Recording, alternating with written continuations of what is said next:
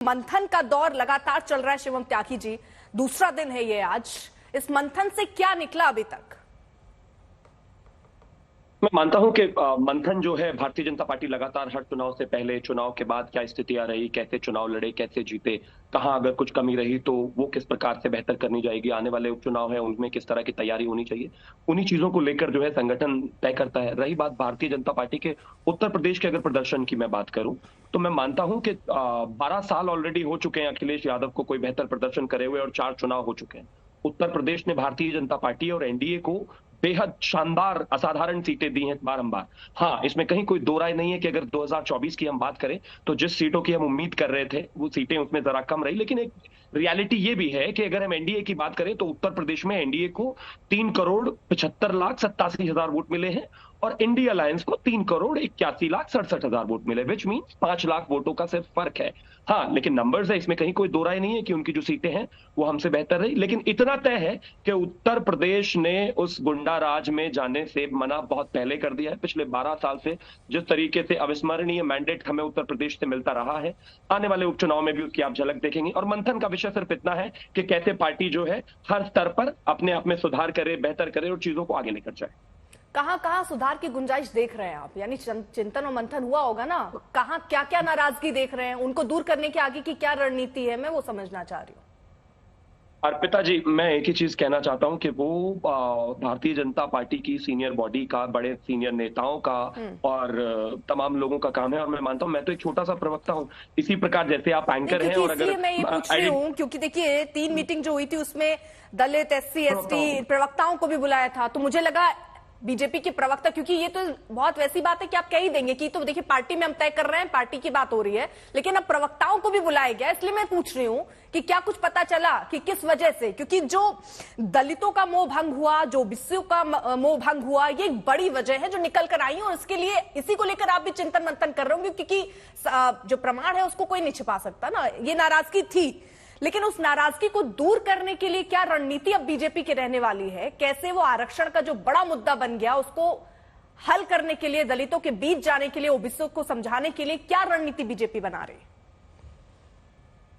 देखिए, आपका सवाल बिल्कुल ठीक है कि जाहिर है कि प्रवक्ताओं को भी बुलाया गया और मंथन चिंतन क्या हुआ, किस बात को लेकर हुआ, ये इसी तरीके से है कि कहीं ना कहीं अगर जैसे कि आपके चैनल की भी अगर मैं बात करूं और एडिटोरियल स्तर पर कोई चीजों का चुनाव होना है या मंथन होना है तो जाहिर है उनकी अपनी एक राय होगी, उसमें एंकर्स नहीं होंगे। जाहिर है मेरी पार्टी में भी जिस तरीके से सीनियर लीडरशिप रही, सीनियर लीडरशिप ने तमाम इन चीजों पर जो है मंथन किया है कि किस तरीके से चीजें रही, लेकिन दलित का चाहे विषय रहा हो, चाहे संविधान का विषय रहा हो, इन सब के चलने के बाद भी इन एनडीए की जो वोट है वो सिर्फ इंडिया अलायंस से 5 लाख कम है। लेकिन हाँ, सीटों का जो फर्क पड़ा है उसमें तमाम चीजों को देखने की आवश्यकता यह है कि कहां कहां दिक्कत रह गई। और मैं एक चीज मानता हूं कि कहीं ना कहीं जिस तरीके से अगर हम पिछले 4 चुनाव उठा लें, चाहे वो 2014 का हो, 17 का हो, 22 का हो, 24 का हो, और उससे पहले हम अगर बात करें तो 2019 का हो, तो सिर्फ 2024 का एक चुनाव ऐसा रहा जहां पर हमें प्रदर्शन में थोड़ी सी कमी बाकी 4 चुनावों के अलावा आई है। मैं मानता हूं कि जब चुनाव आप देखेंगे, आने वाले उपचुनाव, तो उसमें स्थिति बहुत साफ हो जाएगी। और जहां विषय दलितों का है, मैं मानता हूं भर भर कर वोट मिला है भारतीय जनता पार्टी और एनडीए को, लेकिन जिसकी उम्मीद हम कर रहे थे उस तक पहुंचने में मुझे लगता है कि थोड़ी दिक्कत रही। आने वाले उपचुनाव जो आप देखेंगे उसमें देखेंगे कि प्रदर्शन हमारा पहले से बहुत बेहतर होगा। और फिर से जिस तरीके से एक स्ट्रीक, विनिंग स्ट्रीक हमारी उत्तर प्रदेश में रही है, और जिस तरीके से इंडिया अलायंस वालों की लूजिंग स्ट्रीक रही है, वो एज इट इज बनी रहेगी, उसमें कुछ नहीं चेंज होने वाला। उसकी वजह है, जरा कह रहे हैं जरा हम पीछे रह गए, जरा चूक हो गई, क्योंकि 33 सीट सर, पिछली बार 62 सीटें मिली थी, लक्ष्य 80 का रखा गया था, उसमें कुछ नहीं है सर, बहुत कुछ है। इसीलिए मैं सवाल पूछ रही थी। और वही बात है कि आप उसको इस तरीके से देख रहे हैं। एक तो तरीका होता है जो जीता वो सिकंदर, एक तरीका होता है कि हार कर भी जीतने वाले को बादशाह कहते हैं, बाजीगर कहते हैं, तो आप इसमें घुमा रहे हैं। खैर चलिए, मैं आगे बढ़ती हूँ चर्चा में और लोगों को शामिल करती हूँ। 10 सेकंड मैं तो हाथ जोड़कर भगवान से ये विनती करता हूं, ये इंडिया अलायंस वाले आने वाले 30 सालों तक ऐसे ही हार के बाजीगर बने रहे। हार के जीतने वाले को बाजीगर कहते हैं। भगवान इनको हर चुनाव में 1-2 सीटें फालतू दे दे, ये हार कर बाजीगर बनते रहे और हम जीत कर 1-2 सीटें फालतू नहीं मिली है सर, आप कैसी बातें कर रहे हैं? 1-2 सीट फालतू नहीं है ना, इसीलिए, क्योंकि अब देखिए अगर मैं कुछ आंकड़े आपके सामने रख दूं, 2019 में बीजेपी को 62 सीट मिली थी, वोट परसेंट, क्योंकि आपने ये 5 लाख ही तो कम मिले हैं, लेकिन मैं वोट परसेंट 49.97, 2024 में 33 सीट और वोट परसेंट देखिए आप 41.37%। कांग्रेस पार्टी को 1 सीट मिली थी और उसका वोट शेयर 6.36%। इस बार 6 सीटें मिली और वोट परसेंट बढ़कर 9.46%। एसपी को 5 सीटें मिली थी, वोट परसेंट 18.11 और 24 में 37 सीटें, वोट परसेंट का उछाल देखिए आप 33.59%।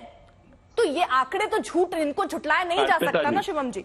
एब्सोल्युटली नहीं, बिल्कुल नहीं झुटलाया जा सकता। हाँ, इसको कुछ नहीं कहते, इसको बहुत कुछ कहते हैं। हाँ, आंकड़े ना आप झुटला सकती हैं, ना मैं, ना बाकी के प्रवक्ता। और आंकड़े ये कहते हैं कि 2012 के बाद से उत्तर प्रदेश में भारतीय जनता पार्टी अजेय रही है और ये स्टैब्लिश्ड फैक्ट है, इसको ना आप चेंज कर सकती हैं ना मैं।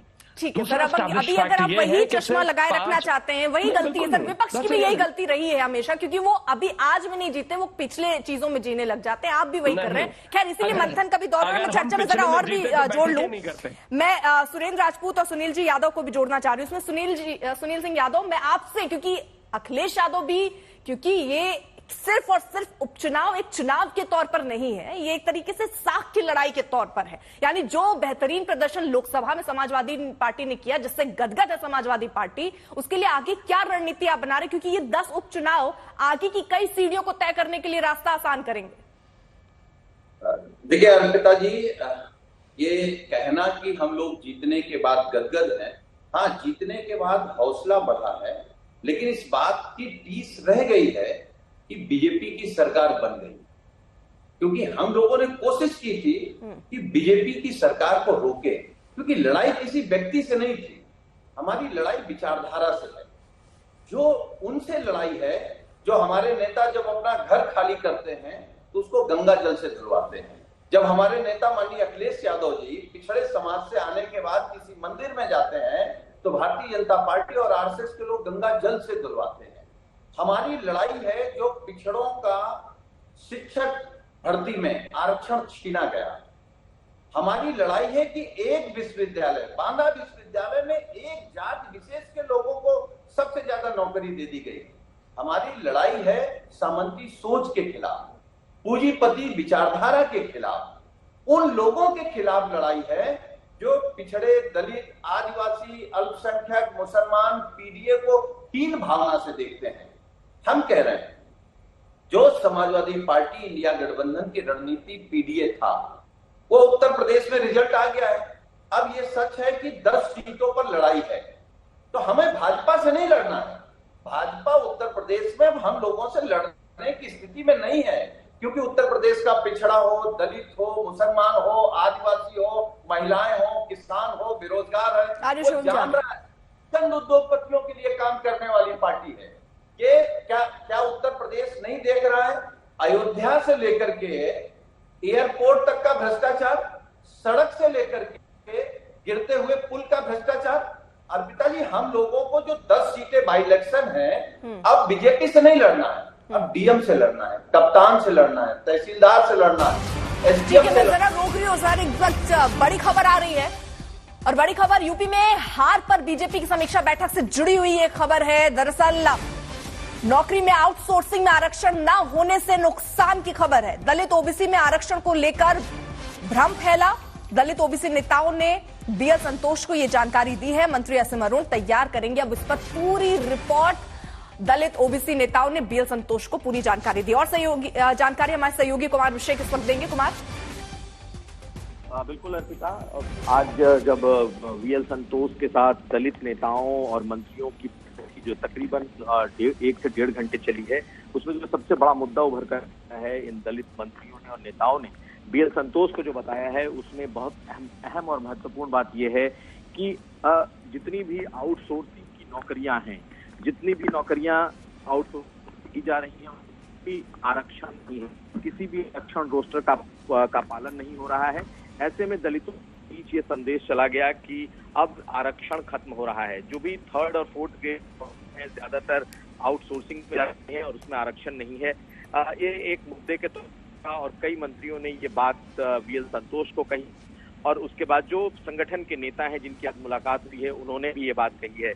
इसके बाद बीएल संतोष ने जो मंत्री हैं योगी असीम अरुण, उनको ये जिम्मेदारी सौंपी है कि आप इस पूरे मामले पर एक स्टेटस रिपोर्ट बनाएंगे और किस तरीके से इसे आगे ले जाया जाए या किस तरीके से आगे से लागू, इस पर एक पूरी रिपोर्ट उन्हें देने को कहा गया है। तो जल्द ही असीम अरुण संगठन को वो रिपोर्ट सौंपेंगे कि आखिर इस आउटसोर्सिंग की नौकरी को किस तरीके से किया जाए। सिर्फ दलितों का ही नहीं, ओबीसी का ही नहीं, बल्कि उसमें ईडब्ल्यूएस जो आर्थिक रूप से कमजोर वर्गों के लिए आरक्षण है, यानी कि पूरे आरक्षण को कैसे किया जाए, इसकी एक रिपोर्ट वो सौंपेंगे केंद्रीय नेतृत्व को। तो ये एक बड़ा मुद्दा उभर करके आया है। इसके अलावा एक और बात जो निकली है अर्पिता, वो ये कि जो दलित अधिकारी और थानेदार, तहसीलदार, इस तरह के जितने पद हैं, उन पदों को पर जो लोग हैं उन्हें अच्छी पोस्टिंग नहीं मिल रही है, ये भी कुछ मंत्रियों ने कहा है। अर्पिता, बहुत बहुत शुक्रिया कुमार अभिषेक तमाम जानकारी के लिए। तो फिलहाल देखिए ये दो चीजें, क्योंकि लगातार मंथन का दौर चल रहा है और उसी पर, क्योंकि ये उपचुनाव बहुत जरूरी है इसमें जीत दर्ज करना, क्योंकि ये एक तरीके की साख की लड़ाई, जैसा मैं पहले भी जिक्र कर रही थी, वो बनती हुई नजर आ रही है। और शिवम जी, मैं इस पर छोटा सा एक आपकी प्रतिक्रिया लेना चाह रही हूँ, उसके बाद सुरेंद्र राजपूत जी का रुख करूंगी। यानी ये तो समझ आ रहा है ना कि कहां कहां क्या कमी रह गई, कैसे दलित नाराज हुए, केवल एक वो नरेटिव नहीं जो यहाँ पर विपक्ष ने सेट कर लिया, कहीं कहीं खामी हुई। यानी जैसे अगर पदोन्नति हो रही है तो वहां उनको मौका नहीं मिल रहा है, तो ये सारी चीजें हकीकत में रही सामने, जिसको अब सुधारने की जरूरत है अगर आप चाहते हैं कि दलित और ओबीसी वोट बैंक बढ़े आपका। तो एब्सोल्युटली, इसमें तो कोई दो राय नहीं है कि अगर प्रदर्शन में कहीं ना कहीं जो उम्मीद की जा रही थी उतना नंबर नहीं आया, तो जाहिर है कहीं ना कहीं तो दिक्कत है और समीक्षा होनी आवश्यकता है। जाहिर है कुछ लोगों ने जिस तरीके से आदरणीय गृह मंत्री जी का जो है वीडियो एडिट करके, फर्जी एडिट करने के बाद उसको देश में बढ़ाया, जिस तरीके से संविधान तोड़ने वाले संविधान की कॉपी लेकर देश में घूमे, जिस तरीके से देश में लोगों को मिसलीड करने का एजेंडा उन्होंने चलाया, जाहिर है कहीं ना कहीं जो मिस इन्फॉर्मेशन कैंपेन गढ़े गए, लोग आखिर वो जेल भी गए, लेकिन वो चीजें उनकी कहीं ना कहीं काम करी। एक जो सुनील जी ने कहा कि हमारा तो देखिए, हमारी तो विचारधारा की लड़ाई है, पिछड़े और दलितों की लड़ाई है। अरे पिछड़ों के झंडा बरदारों अखिलेश यादव। शिवम जी, मुझे एक बात ये बता दीजिए, आप ये कह रहे हैं, चलिए मैं मान लेती हूँ कि विपक्ष ने पूरी नैरेटिव सेट करने की कोशिश की जिसका ये नुकसान हुआ, लेकिन आपके धुरंधर नेता भी तो मैदान में उतरकर बार बार ये बताते रहे कि फेक वीडियो है, ये बताते रहे कि देखिए आरक्षण कहीं खत्म नहीं होने वाला, कोई खत्म नहीं कर सकता उसे, ये पूरे प्रचार के दौरान हमने देखा। तो लेकिन उनकी बातों पर भरोसा हो जाता है और खुद प्रधानमंत्री जब ये बात सामने आकर कह रहे हैं, उस पर भरोसा ना हो पाना भी एक बड़ा सवाल खड़ा करता है ना फिर शिवम जी। एक चीज मुझे बिल्कुल नहीं ना होता, आप मुझे कह रहे हैं कि हमारे ऊपर भरोसा नहीं होता तो सरकार नहीं बनती हमारी, अगर भरोसा नहीं होता तो सरकार इंडिया अलायंस की बनती, अगर भरोसा होता तो वो चुनाव जीतकर 282 लेकर जो है सरकार बना सकते थे। क्लास में 35 बच्चे थे, 34 के मिलाकर इतने नंबर नहीं है जितना अकेले 35वें के हैं। जीत किसकी है? और मैं तो ये समझ नहीं पा रहा हूं कि उत्तर प्रदेश में हार, एक देश में देश के चुनाव हुए, एक राज्य में प्रदर्शन उतना अच्छा नहीं रहा तो वो हार कैसे हो गई? चुनाव उत्तर प्रदेश के नहीं थे, चुनाव देश के थे, देश में चुनाव हम जीते हैं। और मैं फिर से वहीं आता हूं, एक बार सुनील जी की बात का जवाब देना चाहता हूं। ये जो पिछड़ों के झंडा बरदार आप बने फिरते हो, लखनऊ से लंदन जाने का समय अखिलेश जी के पास काफी है, लेकिन एक बार जरा हाथरस जाके भी दलितों की थोड़ी हालचाल ले लेते। देखा है उत्तर प्रदेश ने यूपी पीसीएस में किस तरीके से एक ही पद के लोगों को भर दिया गया था, देखा है किस तरीके से 82% जो है थानों के थाना इंचार्ज सिर्फ यादव ही होते थे और कोई नहीं होता था। जितने दलितों के झंडा बरदार आप हैं इस देश ने और उत्तर प्रदेश ने 12 से 17 के दौरान देखा है। और रही बात प्रधानमंत्री जी की बात मानने की, बात मानी है तभी हम देश में 64 साल बाद पहले ऐसे लोग बने हैं जो सरकार में तीसरी बार रिपीट हुए, उनकी नहीं मानी है, इसीलिए वो हार कर विपक्ष में बैठे। सुनील जी देखिए अर्पिता जी, क्योंकि आप बीजेपी के प्रवक्ता को बहुत समय दे रहे हैं, हमें खैर कुछ उसमें आपत्ति नहीं है। मैं केवल एक बात कहूंगा ईमानदारी, प्रधानमंत्री जी की बात इसलिए नहीं लोगों ने माना क्योंकि उनकी बात पर देश को भरोसा नहीं हो रहा है। और अगर इस बात को परखना हो तो आप बनारस चले जाइए, हंसिए नहीं, आप बनारस चले जाइए। 10 लाख से जीत रहे थे, वापस 1.5 लाख से जीते, अगली बार वो भी नहीं जीतेंगे। एक दूसरी बात, जब इनकी ही समीक्षा में बात निकल के आई, आपके ही ब्रेकिंग में बात निकल के आई, हम लोग तो कह रहे हैं कि आरक्षण छीन रहे हैं, नौकरियां नहीं दे रहे हैं पिछड़े और दलितों की। अब जब इन्हीं के मंत्री, इन्हीं के नेता कहने लगे कि थानों पर नहीं है पिछड़ा दलित, जिले में नहीं है, कप्तान नहीं है, नौकरी छीनी जा रही है, तो कौन है सरकार में? कौन सरकार चला रहा है? किसने पीडीए के लोगों को आरक्षण छीन करके उनके बच्चों को नौकरी नहीं दी? यही भारतीय जनता पार्टी। आप देखिएगा, अभी तो हारने का सिलसिला शुरू हुआ है। ये दहाई में इनके विधायक आएंगे 2027 में, ये 100 नहीं पार करेंगे। आज कह रहे हैं, आप याद रखिएगा, ये मुंगेरी लाल के हसीन सपने देखते रहिए, चुनाव हार चुके। ठीक है सर, एक एक करके, ठीक है। चलिए सुरेंद्र राजपूत जी को भी मैं जरा चर्चा पे जोड़ना चाह रही हूँ। सुरेंद्र जी, जिस तरह मंथन का दौर चल रहा है वो हम देख रहे हैं, समाजवादी पार्टी भी कर रही है, बीजेपी भी कर रही है, कांग्रेस पार्टी की अपनी क्या तैयारी? धन्यवाद अर्पिता जी, आपने लखनऊ स्टूडियो की तरफ भी ध्यान दिया।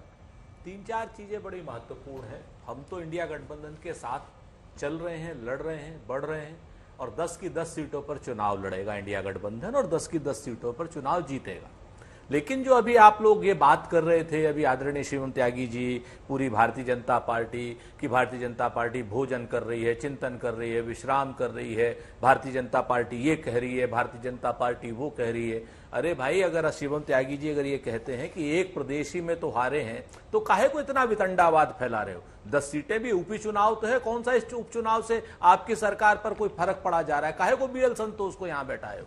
काहे को आप बात कर रहे हो, क्या नाम ये गुफ्तार वाली वो कहते हैं ना कि भाजपा बड़ी मनमोहक है, मन बातों से मोह लेती है, गुफ्तार की गाजी बन तो गई, किरदार की गाजी बन न सकी। बात करेंगे कि साहब संविदाओं पर आरक्षण नहीं था, सब उस पर फलानी चीजों पर आरक्षण नहीं था तो हमने ये कर दिया था। अरे परसों 5000 नौकरियां आपने खत्म की है संविदा की, इसका कोई जवाब है?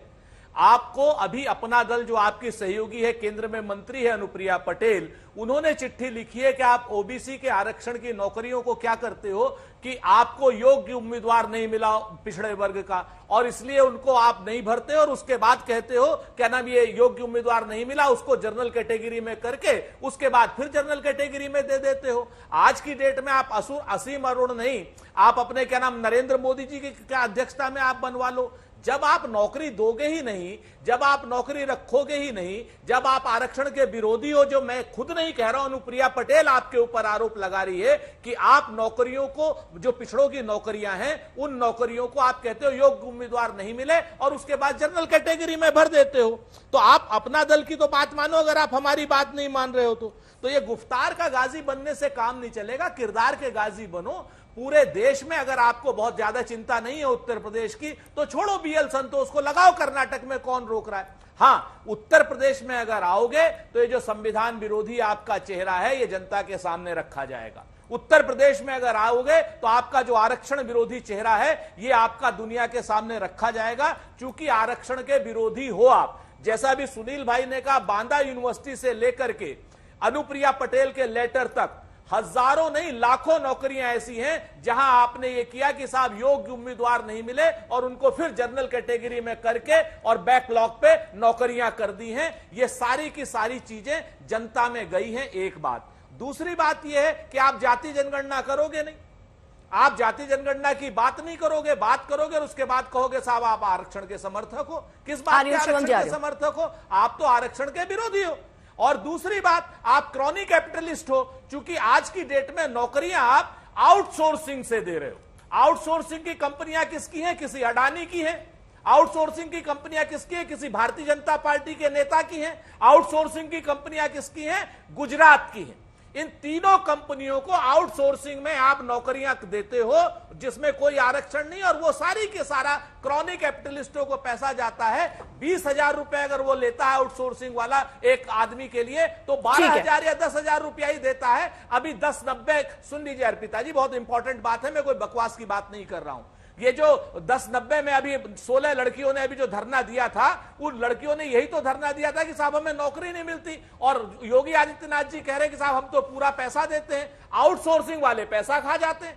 तो ये आउटसोर्सिंग का जो गोरख धंधा इन लोगों ने बना रखा है, जो बेईमानी का पैसा कर रहे हैं, भाजपा वाले अपनी जेब में रख रहे हैं, इन सारी बातों का आप जवाब दो, चुनाव होते रहेंगे। ठीक है। और सुरेंद्र जी मुझे ये भी बता दीजिएगा, फिर यहाँ पे पैनल पे बैठ के बकवास कौन कर रहा है? क्योंकि कोई भी बकवास करने नहीं आया ना सर, सब लोग अपनी बात रखने आए। आप भी अपनी बात रख रहे थे, मैंने पूरा मौका दिया आपको सुरेंद्र जी ना। ठीक है, शिवम जी आ रही हूँ। ठीक है, पहले 18 मिनट की बात है, इसीलिए मैंने आपको बिना टोके सर वक्त दिया, आपने अपनी बात कह ली। ठीक है, मैंने पूरा मौका दिया, और ये देख रही है जनता भी सर। ठीक है।